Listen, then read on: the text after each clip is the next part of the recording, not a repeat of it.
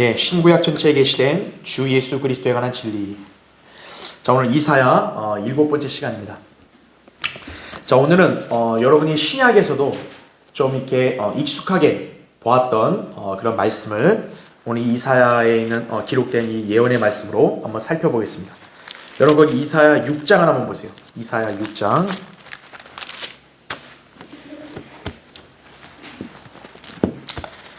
이사야 6장 자 8절부터 보겠습니다. 이사야 6장 자 8절 보시면, 또 내가 주의 음성을 들은즉 말씀하시기를 내가 누구를 보내며 누가 우리를 위하여 가랴 하시기에, 그때 내가 말하기를 내가 여기 있나이다 나를 보내소서 하였더라 이거죠. 여러분 이 구절 찬송가도 많이 떠오르죠? 그렇죠? 보내주소서 나를 보내주소서, 그렇죠? 그런 찬송가 기억나시죠? 어떻게 이 구절에 모토를 둔 건데, 자 이사야가 지금 이 하나님의 부르심에 사명에 응하죠. 근데 이것은 복음을 전파하는 사명이 아니고 어떻게 보면 심판을 전하라는 사명이에요. 거기 구절을 보시면 그가 말씀하시기를 가서 이 백성에게 말하기를 참으로 너희가 들으나 깨닫지 못할 것이요 참으로 너희가 보나 알지 못하리라 하라. 이 백성의 마음으로 살찌게 하고 그들의 귀로 둔해지게 하며 그들의 눈으로 감기게 하라. 그리하여 그들이 눈으로 보지도 못하고 귀로 듣지도 못하며 마음으로 깨닫지도 못하고 회심하지도 못하고 치유받지도 못하게 하라 하셨더라. 이렇게 말씀을 하고 있습니다. 지금 여러분 여기 이사야 6장 이 9절 10절 있잖아요. 참으로 이 너희가 들으나 깨닫지 못할 것이요 너희가 보나 알지 못하리라. 이 백성의 마음으로 살찌게 하고, 이 구절이 신약에서 무려 3번 이상이 언급이 됩니다. 예수님께서 이 말씀을 공생의 기간에 2번 인용하시고요. 그 다음에는 사도행전에서 사도 바울이 또 이 말씀을 인용을 합니다. 그러니까 여러분이 여기를 보시면 알겠지만 지금 이스라엘 백성의 마음이 살찌게 하고 눈을 감기겠다. 그러니까 마음도 완전 어때요? 완고해지는 거죠. 살찌니까 이게 무뎌지고 하나님 말씀에 무뎌지고 눈도 감기니까 당연히 이 백성의 상태를 봤을 때 하나님 말씀을 듣고 믿을 수 있겠어요, 없겠어요? 없는 거예요. 하나님께서 이스라엘 백성을 그렇게 만드신 거예요. 그러면 왜 그랬을까요? 이 구절을 보고 하나님께서 인간을 주권적으로 이거 애당초 못 믿을 애들은 그냥 못 믿게 해버린다 이렇게 해석하면 안 되는 거예요. 그 칼빈주의처럼. 이렇게 된 원인은 뭐냐면 백성에게 있는 거지 하나님께 있는 게 아니라는 거죠. 백성들이 먼저 하나님을 거절하고 그분의 말씀에 불순종하니까 하나님께서 그들을 불순종하는 상태로 완악하게 내버려 두시는 거예요. 그래서 이 구절은 이스라엘이 거절할 것을 예언한 말씀이에요. 자, 이사야를 보내시는데 이사야를 보내면서 유다를 심판해야 된다. 그러면서 어떻게 하냐면 이 백성이 믿지도 못하게 함으로써 심판을 하겠다. 이걸 말씀하는 거거든요. 자, 그러면 바로 뭘 믿지도 못하는 거냐? 이 구절을 봤을 때 예수 그리스도께서 직접 인용을 하세요. 그래서 이 말씀을 인용해서 지금 예수 그리스도 메시아인 그분이 이스라엘 왔는데 이스라엘이 거부하니까 예수님이 이 구절로 이 예언이 성취됐다라고 말하고 있는 거예요. 결국 이 이사야가 했던 예언은 어떻게 보면 뭡니까? 이스라엘 백성이 메시아를 거절하는 것에 대한 예언이겠죠. 그렇죠. 그러니까 하나님께서 얼마나 위대하시냐면 하나님의 안목은 너무 넓은 거예요. 하나님께서 메시아를 예비해 주시는 거. 메시아가 오게 하지만 이미 하나님은 미리 아시니까 이스라엘 백성이 메시아를 거절할 거를 여기서 미리 예언을 해놓으신 거예요. 자, 그래서 예수님의 초림 때 이스라엘 백성이 메시아를 어떻게 한다는 거예요? 거절한다는 거죠. 이렇게 마음을 완악하게 하고 눈도 가려지게 해서 아예 보질 못하게 해가지고 메시아를 거절하게 하신다. 그래서 예수님께서는 이 말씀을 초림 때 인용하신 거예요. 그래서 천국이 임할 수 있었는데 백성이 거절해버렸잖아요. 그래서 결국 이 말씀이 성취가 됐다는 거죠. 그래서 이들은 어떻게 한 거예요? 이스라엘 백성은 지금 마음이 무뎌졌고 눈도 가려진 거예요. 그래서 그게 어떻게 됩니까? 쭉 이어집니다. 그래서 거기 11절 보세요. 그때 내가 말씀드리기를 주여 언제까지니까 하니 이거죠. 그러니까 이사야가 물은 거예요. 그러면 이스라엘 백성에게 눈이 감겨지고 이렇게 마음이 무뎌져서 주님을 믿지 않는 게 언제까지니까 그런 거예요. 그랬더니 11절 계속 보세요. 그가 대답하시기를 성읍들은 거민이 없이 황폐하게 되고 집들에는 사람이 없으며 땅이 완전히 황폐하게 되기까지요. 또 주가 사람들을 멀리 옮겨 그 땅 가운데 완전히 버려짐이 있을 때까지니라 이거죠. 일단 결론부터 먼저 언급하면 대환란을 예언하는 거예요. 다시 말하면 이스라엘이 완고하게 돼서 메시아를 거부하는 기간이 언제까지라는 거예요? 대환란 때까지 이스라엘은 메시아를 거부할 것이다 라고 이사야는 미리 예언을 하고 있는 거예요. 자, 이게 얼마나 참 심오한 말씀인지를 한번 볼게요. 그래서 여러분이 기억해야 될 게 있어요. 이사야는 지금 메시아를 이스라엘 백성이 거절한다는 거 예언했잖아요. 하지만 그 거절이 영원할까요? 아니라는 거예요. 제가 이사야 지금 계속 강의하면서 강조하는 게 뭐예요? 이사야는 백성이 심판을 받아 책망을 해서 심판받지만 동시에 모두 된다 그랬어요. 이스라엘은 회복된다 그랬잖아요. 그러니까 이스라엘이 메시아를 거절한다는 이 말씀이 영원히 적용되는 게 아니라 언제까지요? 대환란 때까지라는 거죠. 그럼 대환란이 지나면 어떻게 되는 거예요? 이스라엘은 회복된다라는 거죠. 그거를 놓쳐서는 안 돼요. 그걸 놓치면 무슨 일이 발생하는 거예요? 일반 교회들처럼 이스라엘은 그냥 영원히 버림받았다 이렇게 돼버린다고요. 그러니까 여러분이 이 구절을 볼 때는 거절이긴 맞는데 그 거절은 언제까지라는 거예요? 대환란 때까지다 이거죠. 그러니까 대환란이 지나면 어떻게 되는 거예요? 이스라엘은 이제 회개하는 거죠. 어떻게 회개할 수 있는 거예요? 아, 우리가 거절하고 죽였던 분이 우리 메시아였구나 하는 걸 알게 되는 거죠. 그때 가서. 네. 자, 그거를 여러분이 간과해서는 안 된다 이거죠. 자, 그거를 딱 전제로 놓고 자, 이 예언의 말씀 한번 공부해 보겠습니다. 자, 교환을 보세요. 그 밑에 중간 1번 보시면 이사야 6장 9절 10절의 이 말씀은 역사적으로 바빌론 침공과 포로됨에 관한 예언이지만 예언적으로는 대환란 때 적용되는 말씀이다 라고 나옵니다. 자, 이게 뭐냐면 이사야가 예언할 당대에는요, 바빌론이 강대국이 돼서 유다를 침공하기 훨씬 전이에요.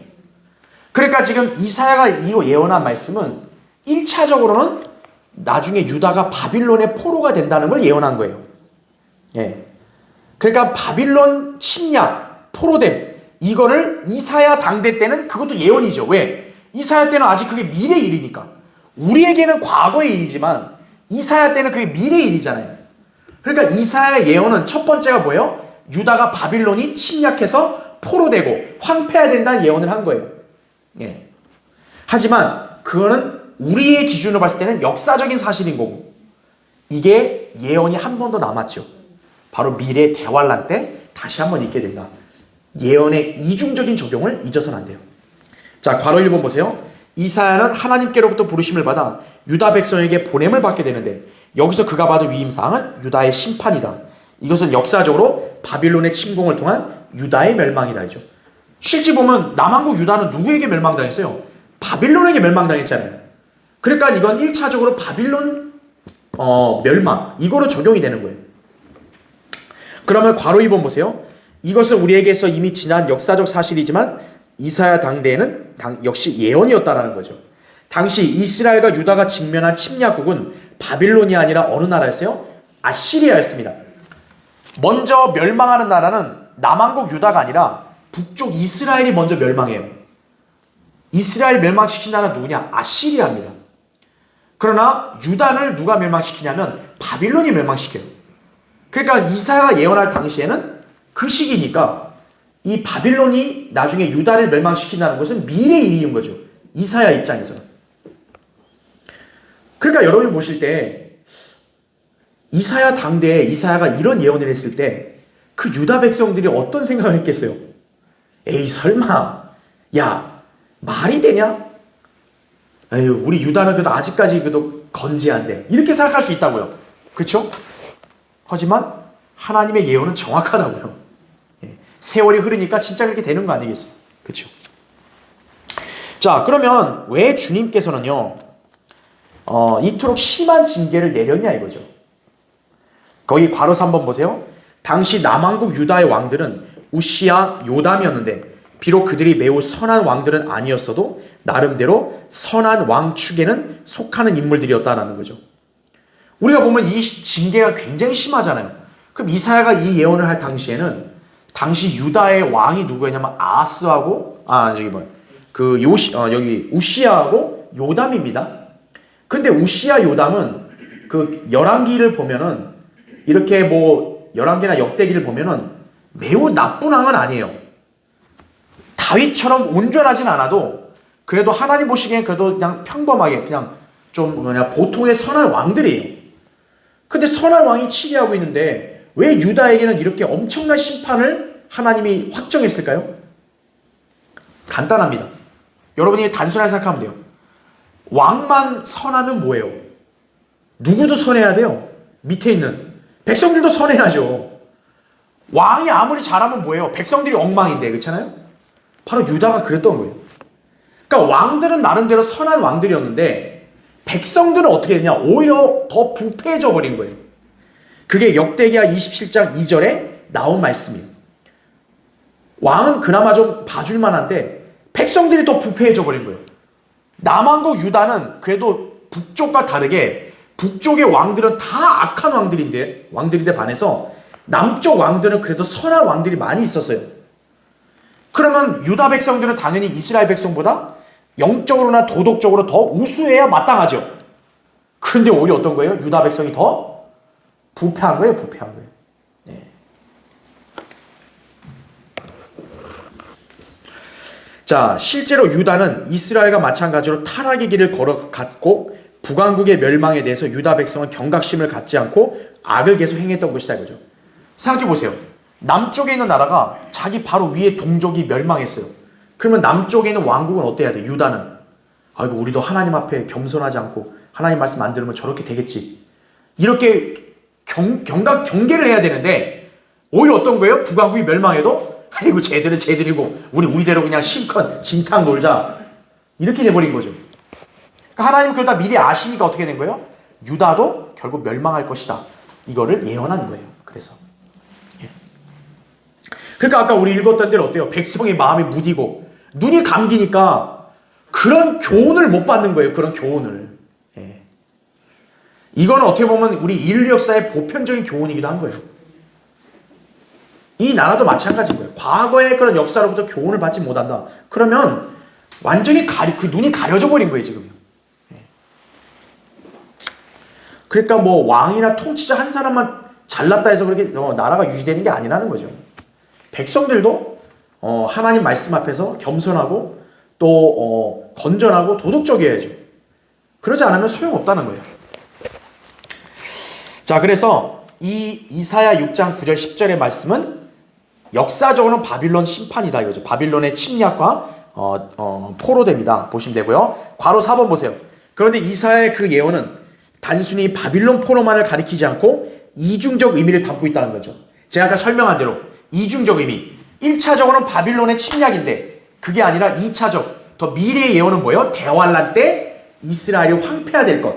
그것을 말씀하고 있는 거다라는 거죠. 그래서 아까 제가 읽었던 11절 언제까지니까 했을 때 그 11절의 말씀은 바로 예언적으로 대환란을 가리킨다라는 거죠. 결국 이스라엘의 완고함, 자기들의 메시아까지 거부하는 그 완고함이 언제까지 간다라는 거예요? 대환란 때까지 간다라는 것을 이사야에서는 예언한 것이다. 이렇게 보시면 됩니다. 자, 그럼 이제 두 번째 보세요. 교환에. 그런데 예수님께서는요. 초림 때 이스라엘 백성이 거부하니까 이 말씀을 인용을 하셨어요. 여러분 마태복음 찾아보세요. 마태복음 13장.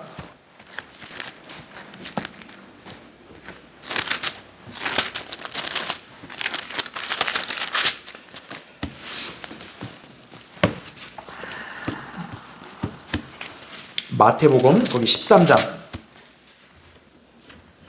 자, 10절부터 보면요. 자, 이제 마태복음 13장의 배경을 설명드리면 이제 그 예수님이 그 천국 복음을 전하시고 왕국을 가져올라 하셨는데 유대인들이 어떻게 한 거예요? 예수님을 거부해 버린 거예요. 왕국이 연기가 돼 버린 거예요. 자, 왕국이 연기가 되니까 천국이 연기가 되니까 이제 예수님은 뭘 예언하셨냐? 실제 천국은 멀리 연기되고 대신 신비적인 형태의 천국, 모조품 천국이 대신 온 거예요. 그게 오늘날 이제 교회 시대 기독교계인 거죠. 기독교계 왕국. 예. 그러니까 지금 마태복음 13장의 그런 예언적 시기는 교회 시대를 겨냥하는 거예요. 교회 시대를. 자, 그런데 거기 10절 보세요. 제자들이 나와 주께 말씀드리기를 어찌하여 그들에게 비유로 말씀하시나이까? 라고 하니 주께서 그들에게 대답하여 말씀하시기를 이는 천국의 신비들이 너희에게는 알도록 허락되었으나 그들에게는 허락되지 아니하였기 때문이니라. 누구든지 가진 사람은 받게 되어 더 풍성히 가질 것이나 누구든지 갖지 못한 사람은 가진 것마저도 빼앗기리라. 그러므로 내가 그들에게 비유로 말하노니 이는 그들이 보아도 보지 못하고 들어도 듣지 못하며 또 깨닫지도 못함이라. 또 이사야의 예언이 그들에게 이루어졌으니, 자, 이사야 예언이란 말이 나오죠. 계속 보세요. 14절에 말하기를 너희가 듣기는 들어도 깨닫지 못할 것이요 또 보기는 보아도 알지 못하리라. 이 백성의 마음이 무디어지고 그들의 귀는 듣는 데 둔하고 그들은 자기들의 눈을 감았으니 이는 그들이 어느 때라도 눈으로 보지도 못하고 귀로 듣지도 못하며 마음으로 깨닫지도 못하고 회심하지도 못하게 되어 나로 그들을 치유하지 못하게 하려 함이라고 한 것이라. 이렇게 말씀하죠. 16절에 그러나 너희 눈은 볼 수 있고 또 너희 귀는 들을 수 있으니 복이 있도다. 진실로 내가 너희에게 말하노니 많은 선지자들과 의인들이 너희가 보는 것을 보기 원하였으나 보지 못하였고 너희가 듣는 것을 듣기 원하였으나 듣지 못하였느니라. 이거죠. 자, 예수님께서 천국의 신비에 관한 비유를 말씀하시는데 이 제자들에게는 그거를 해석을 해줘요. 근데 그 백성 무리에게는요 해석이고 뭐가 없고 그냥 비유만 따라 말씀하세요. 그럼 여러분 그 백성들은 그럼 이 말의 의미를 알겠어요? 모르겠어요? 비유로 말하면 모르죠. 그러니까 제자들이 의아해서 묻는 거예요. 아니 왜 저 사람들한테는 비유만 말하고 왜 우리한테만 알려줍니까? 그랬더니 예수님이 답변이 뭡니까? 천국의 신비에 관한 이 말씀은 너희에게만 알도록 허락됐고 그들에게 허락되지 않았다는 거죠. 그럼 왜 이런 현상이 나타나냐? 바로 이사야가 예언했던 그 말씀이 이루어지기 위함이다 이거죠. 이사야가 예언이 뭐였어요? 마음을 살쪄서 무디게 하고 눈을 감기게 하고 귀도 닫히게 해서 그들이 아예 듣지도 보지도 못하게 한다 그랬잖아요. 바로 그렇게 하기 위해서 비유를 얘기했다라는 거죠. 그럼 딱 그렇게만 들으면 주님이 일부러 저 사람들 안 믿게 하려고 그런가 보다 이럴 수 있잖아요. 그게 아니라 뭐예요? 이미 그들이 완고함으로 거부해버리니까 하나님께서 더 완고하게 만드시는 거예요. 더 살찌게 하고 아주 마음도 둔해지게 하고 눈도 감기게 해서 못 보게 해버리는 거예요. 그들이 거부해버렸으니까. 그러니까 그들은 비유만 계속 알려준 거예요. 아예 알지도 못하게. 하지만 제자들은 다르죠. 왜? 제자들은 그분을 믿고 따랐으니까 주님께서는 제자들에게는 그 비유의 해석까지 해주시는 거예요. 그래서 이게 이러이러한 의미다. 알려주는 거죠. 왜? 너희는 볼 수 있고 들을 수 있는 귀가 있으니까. 그게 차이점인 거죠. 그래서 지금 여기서 예수님께서 이 말씀을 하신 요지는 뭐냐면 바로 이스라엘 백성이 메시아를 거부했다라는 거죠. 메시아를 거부해버리니까 이사야가 예언한 대로 그들을 아예 눈도 가려버리게 하고 마음도 무뎌지게 해서 아예 그냥 깨닫지도 못하게 만들어버리겠다 이거죠. 자, 그러면 왜 이 말씀이 마태복음에 나왔느냐? 그거를 우리가 잘 기억해야 돼요. 자, 이거는 우리가 좀 예언의 어떤 그런 특징과도 연관되어 있는데, 자, 이사야 6장 이 9절 10절 이사야가 이 말씀을 인용을 했잖아요. 인용할 당시에는 당연히 무슨 시대예요? 구약 시대 아니에요. 그쵸? 구약의 율법 시대 아니에요. 그쵸? 그래서 이 예언이 1차적으로는 바빌론 침공이라 그랬죠. 바빌론 침공이고, 하지만 요거는 과거의 역사, 물론 이사야에겐 예언이지만 우리에게는 과거의 역사로 끝났죠. 근데 예언이 이게 한 번만이 아니라 뭐예요? 이중적인 의미를 갖고 있다. 그래서 바빌론 침공이지만 예언적으로 뭡니까? 대환란이다라는 거죠. 그러면 이사야의 관점을 봤을 때 이사야가 예언했을 때는 이미 율법 시대 옛날 아니에요. 이사야가 이 말을 하고 성취될 거를 대환란으로 이렇게 잡았잖아요. 그러면 우리가 경륜적인 순서를 알겠지만 율법 시대 다음에 원래가 이제 뭐가 와야 돼요? 왕국 시대가 와야 돼요. 왜? 구약의 율법 시대에 이제 하나님께서 메시아를 약속하셨고 이렇게 예언해 주셨고 그래서 예수님이 메시아가 오셨잖아요. 이제 왕국이 그들만 받아들이면 다 되는 거예요. 근데 문제가 뭡니까? 이들이 거부를 해버리죠. 그래서 결국 예수님이 초림 때 오셨지만 그들이 거부함으로써 결국 왕국이 이때로 연기가 된 거죠. 그렇죠? 그리고 율법과 왕국 사이에 뭐가 결국 나온 거예요? 교회 시대가 결국 나온 거죠. 하나님이 신비로 감추어뒀는데 유대인들이 거부하니까 예수님 초림 때 거부해버리니까 왕국이 연기가 되고 그 사이에 교회 시대가 딱 등장한 거죠. 그러면 교회 시대가 끝나면 당연히 이제 뭐가 있어야 돼요? 이제 다시 왕국이 와야 되는데 유대인들이 거부한 죄를 이렇게 징계를 받아야 되죠. 그게 바로 뭡니까? 교회와 왕국 사이에 뭐가 있어요? 대환란이라는 거죠. 그렇죠.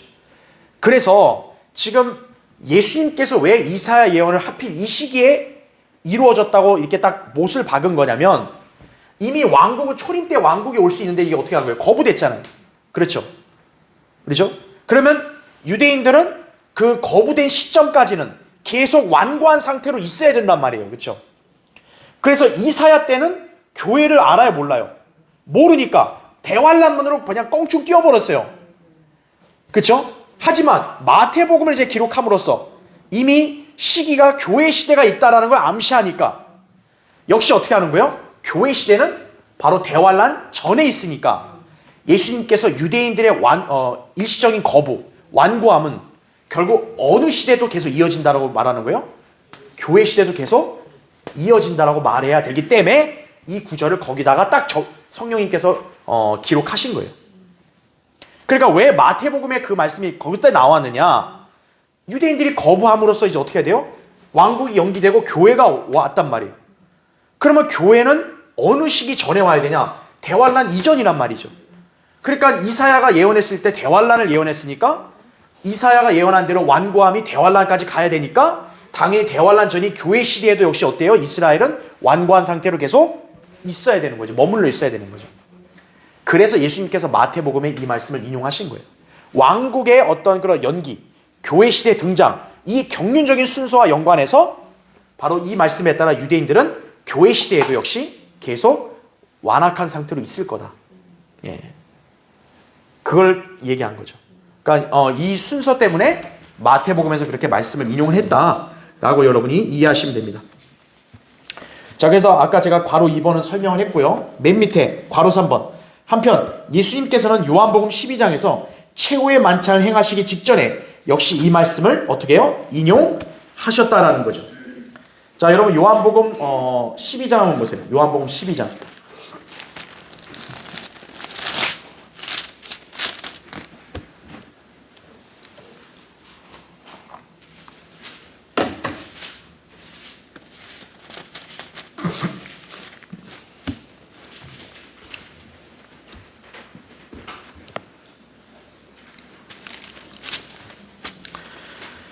자, 요한복음 12장 거기 37절. 주께서 그처럼 많은 기적들을 그들 앞에서 행하셨으나 그들이 주를 믿지 아니하였으니 이는 선지자 이사야의 말을 이루려 함이라. 그가 말하기를 주여 우리가 전한 것을 누가 믿었으며 주의 팔을 누구에게 나타내 보이셨나이까 함이라. 자, 39절 보세요. 그러므로 그들이 믿을 수 없었던 것은 이 때문이니 곧 이사야가 다시 말하기를. 자, 지금 이제 예수님께서는요, 요한복음에서는 이제 여러 이 말씀을 가르치셨고 설교하셨단 말이에요. 또 기적도 행했단 말이에요. 그러면 그것까지 행했으면 당연히 어떻게 해야 돼요? 믿어야 정상인데 안 믿는 거예요. 그러니까 인간의 이성으로는 도저히 이해가 안 되잖아요. 왜 안 믿을까? 이렇게 했는데. 물론 인간이 원래 그런 존재이긴 하지만 우리 입장에서는 그렇잖아요. 세상에 이렇게까지 고집센 인간들이 어딨냐? 나 같으면 믿었겠다. 우리 다 그렇게 자신만만하지만, 자, 어쨌든 그들이 왜 믿지 못했냐? 자, 예수님은 여기서 이사야의 예언을 다시 언급하세요. 거기 40절 보세요. 그가 그들의 눈을 멀게 하시고 그들의 마음을 완악하게 하셨나니 이는 그들이 눈으로 보지도 못하고 마음으로 깨닫지도 못하며 회심하지도 못하게 되어 나로 그들을 치유하지 못하게 하려 함이라 하였습니다. 이사야가 이런 일을 말하면 그가 주의 영광을 보고 주에 관하여 말한 것이라 이거죠. 네. 이사야가 이 예언했을 때는 이 부분 없지만 예수님께서는 이사야가 그 영광을 보고 말했다라는 거예요. 자, 이 말씀을 왜 다시 하셨을까요? 아까 마태복음 때는 이제 왕국의 거부, 교회의 경륜의 등장의 어떤 그런 순서 때문에 말씀하셨다면 여기서는 좀 영적인 의미가 더 강해요. 즉 이스라엘의 영적 상태가 그만큼 더 완고하니까 선지자 이사야가 말한 대로 그들은 어떻게 하는 거예요? 우리 이방인들처럼 단순히 믿지 못하게 하셔버렸다는 거죠. 그러니까 하나님이 먼저 그들을 못 믿게 한 게 아니라 그들이 먼저 이렇게 기적도 행하고 많은 말씀도 가르쳤는데도 끝까지 거부하니까 아예 주님께서 그들을 눈을 멀게 하시고 마음도 무뎌지게 해서 아예 믿지 못하게 하겠다, 깨닫지도 못하게 하겠다, 이렇게 하셨다는 거죠. 이사야가 예언에 언급했던 내용 그대로 그들이 계속 이렇게 거부하니까 어때요? 이스라엘이 결국 거부할 것이, 일시적으로 거절할 것이라는 것을 다시 한번 확증해 주는 거예요. 이제 이스라엘은 완전히 거부했다라는 거죠. 예. 자, 그러니까 어쨌든 아까랑 이제 거의 비슷한 상황이지만 이제 좀 약간 관점이 좀 다른 거죠.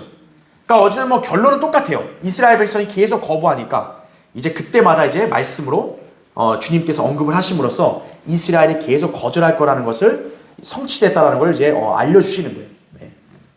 이사야가 예언한 대로 계속 거절한다 이거죠. 메시아를 계속. 네. 자, 그 말씀이고 그 다음에 세 번째, 여러분 이제 사도행전 보세요. 사도행전 28장 한번 보세요.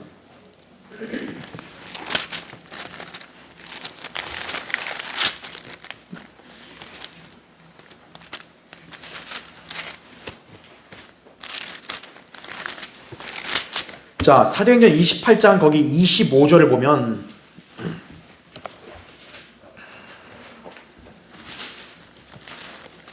자, 사도행전 28장 25절에 이제 바울이 이제 복음을 계속 전했거든요. 유대인들에게. 잘 안 믿는 거예요. 그래서 25절 서로 의견이 맞지 않아 자리를 뜰 때 바울이 한마디 부언하기를 성령께서 선지자 이사야를 통하여 우리 조상에게 잘 말씀하셨도다. 말씀하시기를 이 백성에게 가서 말하되 너희가 듣기는 들어도 깨닫지 못할 것이요 보기는 보아도 알지 못하리라 하라. 이 백성의 마음이 무디어지고 그들의 귀는 듣는데 둔하고 그들은 자기들의 눈을 감았으니 이는 눈으로 보지도 못하고 귀로 듣지도 못하며 마음으로 깨닫지도 못하고 회심하지도 못하게 되어 나로 그들을 치유하지 못하게 하려 함이라고 하셨느니라 이거죠. 자, 바울이 결국 복음을 그렇게도 전했는데 유대인들이 자꾸 안 믿으니까 이사야 말을 또 인용하는 거예요. 바울이. 그러니까 이번에 성령께서 이거를 말한 거다 이거예요. 성령께서 바로 우리 조상이 이렇다는 걸 말했다 이거죠. 그래서 아예 믿지를 못하는구나 이거죠. 유대인들이. 자, 그랬더니 28절에 그러므로 하나님의 구원을 이방인들에게 보낸 것과 그들이 그것을 들을 것을 너희가 알라고 하더라 이거죠. 이제는 복음을 전하는, 그렇죠? 복음을 믿는 한 민족이 유대인에게서 이제 누구로 완전히 바뀌어버린 거예요? 이방인으로 완전히 이렇게 전환돼 버린 거예요. 예. 그러니까 왜 전환이 됐냐? 그들이 믿지 않으니까. 그들이 깨닫지를 못하게 아예 하나님께서 해버리신 거죠. 그러면서 전환이 되는 거죠. 그러니까 이 이사야 6장의 이 예언의 말씀이 신약에서 인용될 때마다 주로 어떤 의미가 있냐면 뭔가 그들의 완고함과 거부로 인해서 바뀌는, 뭔가 전환되는 그런 성격을 보여준다는 거예요. 이 말씀이. 예. 그러니까 유대인 그냥 경륜만 딱 있었다면 이런 게 바뀌는 게 필요 없이 그냥 쭉 그냥 유대인들이 완악하게 갔다가 대환란 들어가면 되는데 이제 그 사이에 뭐가 이제 도래하는 거예요? 교회 시대가 들어오니까 예. 이제 하나님의 다루심도 바뀌어버리는 거죠. 유대인만 다뤘다가 너희들 끝까지 완고할 때까지 누구를 이제 하나님이 중점을 다뤄요? 이제 유대인이 아니라 이방인을 다루는 거죠. 예. 그래서 그 근거가 이 말씀 때문에 이제 하나님의 다루심도 바뀌게 되는 어떤 그런 이게 특징을 보게 됩니다. 자, 그래서 괄호 1번 보세요. 이스라엘은 구약에서 약속된 메시아의 왕국을 거부함으로써 이미 왕국은 연기되었고 교회 시대의 경륜이 시작되었다 이거죠. 자, 여기서 우리가 잘 알아야 되는 게 뭐냐면 아까 마태복음하고 이건 다른 거예요. 마태복음 때는 이제 왕국에 관련돼서 아직까지 유대인들에게 기회가 있었던 건데 거부했잖아요. 지금 사도행전 28장은 이미 왕국의 경륜은 끝났어요. 이거는 완전히 교회 시대거든요. 그럼 왜 바울이 이 말씀을 또 했냐? 바로 뭐냐면 복음을 들을 수 있는 우선권을 하나님께서는 어느 민족에게 먼저 준 거예요? 유대인인 이스라엘에게 먼저 준 거예요. 그래서 사실 사도행전에서 그 교회의 경륜, 은혜의 복음의 경륜으로 바뀌었지만 여전히 우선적인 혜택은 누가 먼저, 하나님이 누구에게 먼저 주시는 거예요? 유대인에게 주시는 거예요.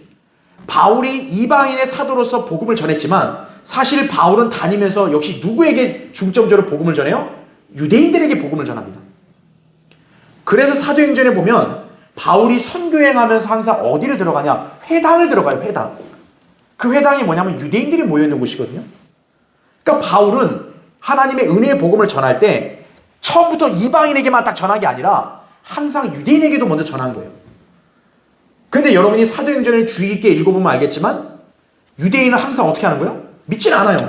오히려 바울을 박해해요. 그냥 저놈이 아주 이상한 소리 한다고 그러면서. 그러면서 어떻게 됩니까? 계속 복음을 들을 수 있는 그 기회가 유대인에게서 자꾸 어떻게 돼요? 이방인에게로 바뀌어가는 거예요. 사도행전에서 계속 바뀌어가요. 여기 28장이 이제 최종적으로 바뀌는 거예요. 이제는 완전히 복음의 경륜이 누구에게 넘어가요? 유대인에게서 이방인에게 완전히 넘어가 버립니다. 그래서 바울이 이제는 완전히 넘어갔다라는 것을 이제 알리고자 그 근거가 바로 너희들이 이런 말씀에 따라 이루어졌기 때문에 바뀐다. 이제 그걸 얘기하는 거죠. 그렇죠? 그래서 그 괄호 1번 계속 보면 두 번째 줄에 그럼으로써 유대인들만이 아니라 이방인들도 복음을 믿고 구원받을 수 있는 기회가 주어진 것이다. 하지만 주님께서는 여전히 은혜의 복음도 우선적으로 유대인들에게 전파되게 하셨다는 거죠. 그래서 로마서 1장 16절에도 첫째가 유대인에게요 또한 헬라인에게로다. 첫째가 누구라 그래요? 유대인이라고 말하잖아요. 자, 괄호 2번 보세요.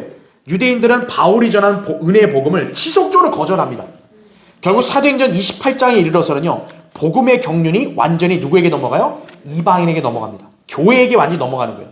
그래서 거기 보세요. 바울이 그러므로 하나님의 구원을 이방인들에게 보낸 것과 그들이 그것을 들을 것을 너희가 뭐라 그래요? 알라 이거죠. 이제는 아까 28절 읽은 대로. 그렇죠? 자, 괄호 3번 보세요. 결국 사도행전에서는 성령님께서 유대인들을 다루시는 것에서 이방인들을 다루심으로 옮겨가는 세 번의 전환점이 있다 그랬어요. 유대인들이 왕국 복음을 거절했잖아요. 그렇죠? 그러니까 하나님께서는요 유대인들을 얼마나 사랑하시고 기회를 준지 알아야 돼요. 자, 왕국을 거절했으면 그럼 하나님이 바로 유대인과 관계를 끊냐? 그게 아니라 은혜의 복음도 역시 어때요? 하나님은 유대인들에게 먼저 기회를 줬다라는 거예요. 이제는 너네가 열망했던 왕국은 연기됐고 이제 대신 너희들은 예수 그리스도를 믿어 구원받아 하나님 나라에 들어가라. 이거거든요. 근데 그것도 어떻게 하는 거예요? 유대인들은 또 거부하는 거예요. 몇 번이나? 3번이나. 그래서 성령님께서는 하나님의 은혜의 복음을 그들에게 제시하셨는데 바울의 사역에서 그들은 이 복음을 3번 거절합니다. 결국 성령님께서는 한 백성으로서 유대인을 다루신 걸 중단하고 이제는 이방인이라는 한 부류를 완전히 다루심으로 넘어가 버리시는 거예요. 자, 그래서 거기 동그라미 보세요. 1번. 자, 3번의 전환점이 언제냐? 1번 보시면 먼저 아시아에 있는 유대인들이에요. 자, 사도행전에 이제 바울이 소아시아에서 복음을 전해서 유대인들에게 전했는데 유대인들이 완전히 거부하고 오히려 바울을 박해요. 자, 그러니까 바울이 이렇게 얘기합니다. 거기 1번 보면 그때 바울과 바나바가 담대하게 말하기를 하나님의 말씀을 먼저 너희에게 전해야 하는 것이 마땅하나 이거죠. 너희가 그 말씀을 외면하고 너희 스스로가 영생을 받을 자격이 없다고 판단하니 보라 우리가 이방인들에게로 향하노라 이거죠. 이게 첫 번째 아시아의 유대인들을 다루시는 거에서 이제 이방인으로 바뀐 거예요. 그러니까 이제 이때부터는 뭡니까? 하나님께서 아시아에 있는 유대인들에게는 복음을 더 이상 들을 기회를 안 주시는 거예요. 동그라미 2번 보세요. 그 다음은 누구냐? 유럽에 있는 유대인들이 거부함으로써 다시 또 전환이 돼요. 사도행전 18장 6절에 보면 그러나 유대인들이 반박하며 모독하자 이제 바울이 그런 거예요. 옷을 털며 그들에게 말하기를 너희 피가 너희 머리로 돌아갈 것이요 나는 깨끗하니라. 이제부터는 내가 뭐라 그래요? 이방인들에게로 가리라 이거죠. 그러니까 바울의 선교 사역이 소아시아에서 이제 유럽으로 갔잖아요. 유럽에 가서 먼저 누구에게 전한 거예요? 유대인에게 전하는 거예요. 근데 유대인이 또 거부해버리죠. 오히려 바울을 갖다 박해를 하니까 어떻게 해요? 모독하니까 바울이 옷을 털어버리고 야 나는 이제 다 할 만큼 다 했다. 이제는 심판은 니들 몫이다 이거죠. 그리고 나는 누구에게 간다? 이방인에게 간다. 이제 유럽에도 어떻게 된 거예요? 유대인들이 아니라 이방인의 다루심이 바뀐 거예요. 마지막 동그라미 3번. 이제 로마에 있는 유대인들의 거부예요. 근데 여러분이 아셔야 될 게 여기 로마는 단순한 유럽이 아니에요.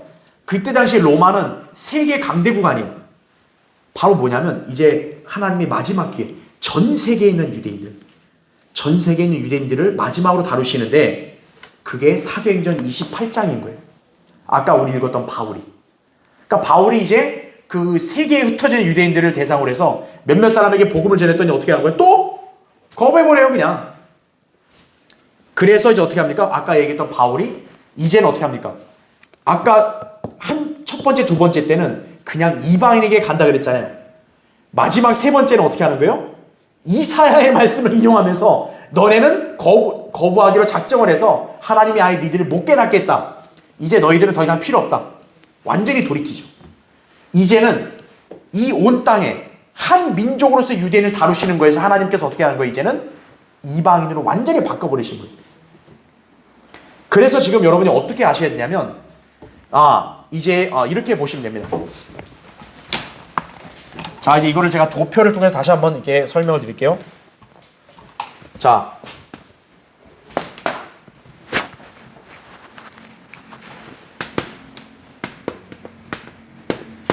율법, 이제 초림, 십자가, 그 다음에 교회, 대환란, 자 왕국. 자 이렇게 있다 했을 때, 자 이사야는 지금 이 시점에서 예언을 한 거예요. 그쵸? 이 시점에서 예언을 한 거예요. 그래서 아까 얘기했던 대로 바빌론 포로가 일단 가까운 예언이었고, 먼 예언은 이사야는 어딜 예언한 거예요? 바로 대환란 때까지. 자 이스라엘의 거절을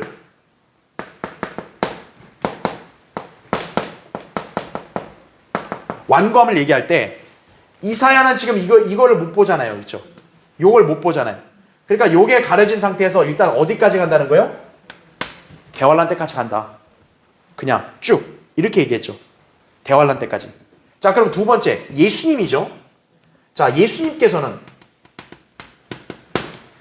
얘기할 때는 자 이때부터 이때 어떻게 합니까? 대환란 때까지 간다 이거죠. 그러면서 뭐냐? 교회 시대 때도 역시 이스라엘을 어떻게 한다? 완고할 것이다. 메시아에 관한 믿음에 대해서는 완고할 것이다. 깨닫지 못할 것이다. 이거를 이사야 예언에다 적용시키죠. 그러니까 이사야 때는 교회 없이 그냥 대환란에 바로 건너뛰었지만 예수님께서 이 예언을 인용하심으로써 환란 이전의 교회 시대 동안 유대인들이 거부했으니까 예수님은 이제 왕국의 입장을 말한 거예요. 왕국의 입장에서 거부했으니까 왕국이 일로 연기됐잖아요.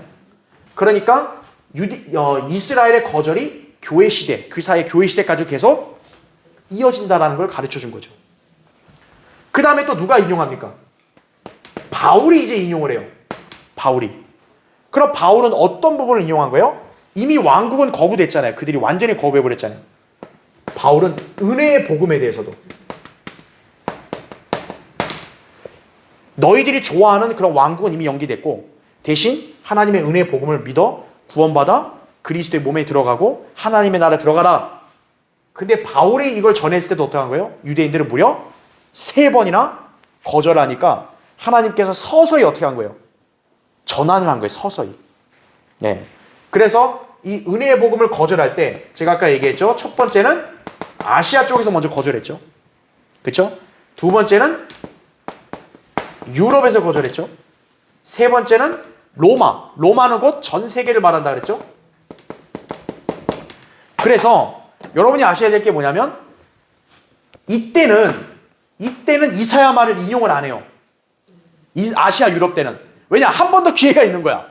근데 이때까지도 어떤 거예요? 거절하니까 마침내 어떻게 된 거예요? 바울이 이사야 예언을 인용하는 거죠. 그러니까 사도행전 28장이에요 이게.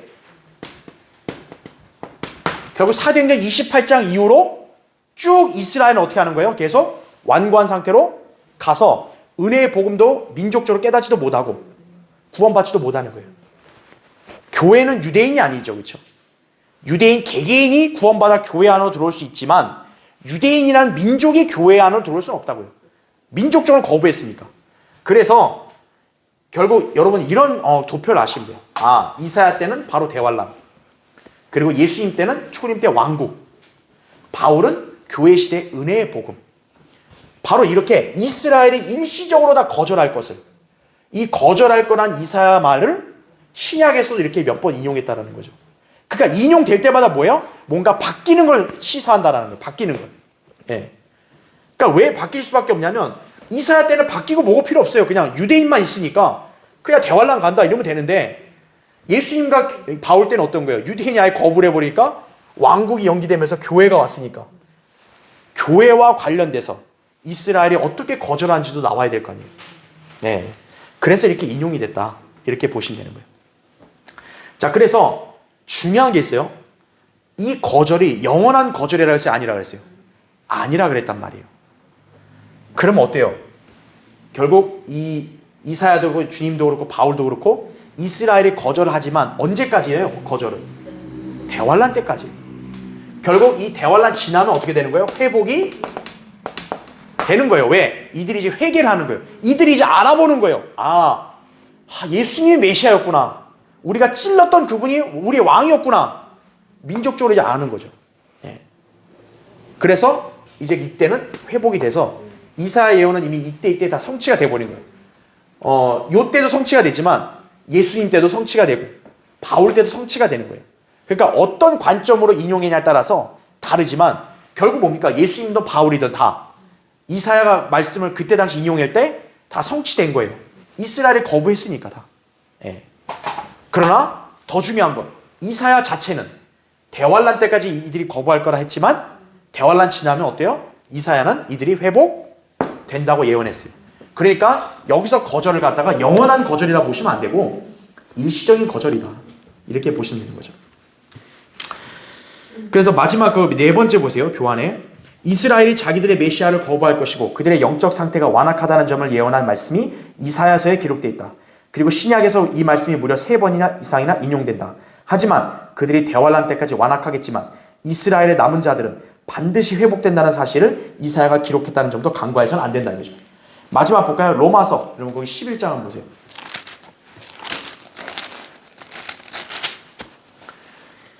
자, 로마서 11장 거기 25절 보면요.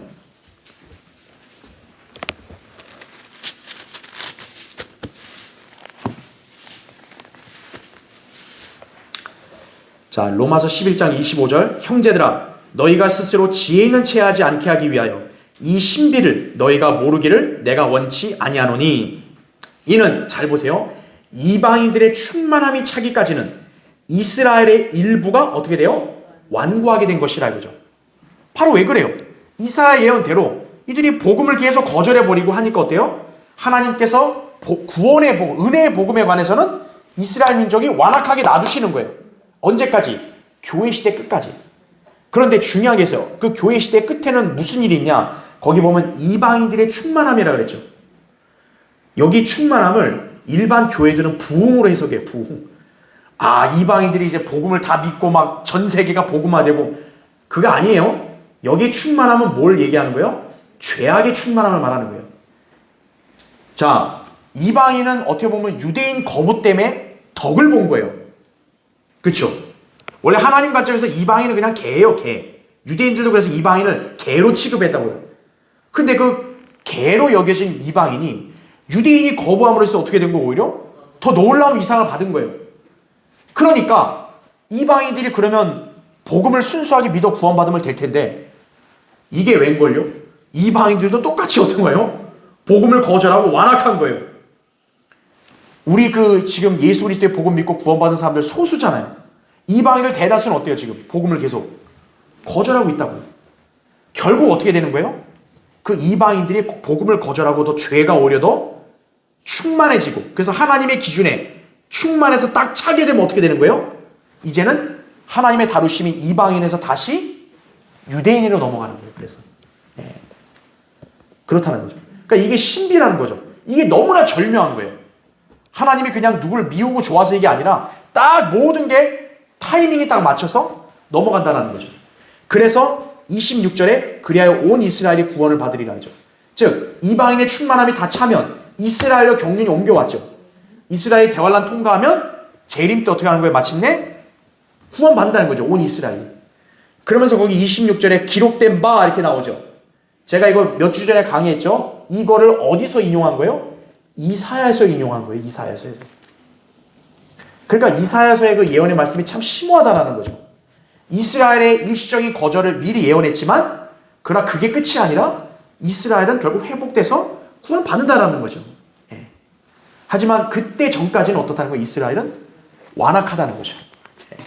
그래서 이 예언의 말씀이 신약에서 여러 번 인용된 이유, 그 완악함으로 인해서 결국 어때요? 이방인에게로 경륜이 옮겨지고 교회가 형성되고, 예. 그 기간까지는 완고하게 되다가 이제 교회가 끝나면 다시 이스라엘이 대환란을 거쳐서 이제는 회복된다라는 것이에요. 그러니까 이사야 한 구절만 보면은 이런 방대한 그런 의미를 모르지만 예수님이 인용한 마태복음, 바울이 인용한 사도행전, 로마서까지 보게 되면 아, 이사야 예언에는 이렇게까지 우리가 관점을 가질 수 있구나. 여러분 그렇게 이해하시면 됩니다. 자, 다음 시간에 계속하겠습니다. 예.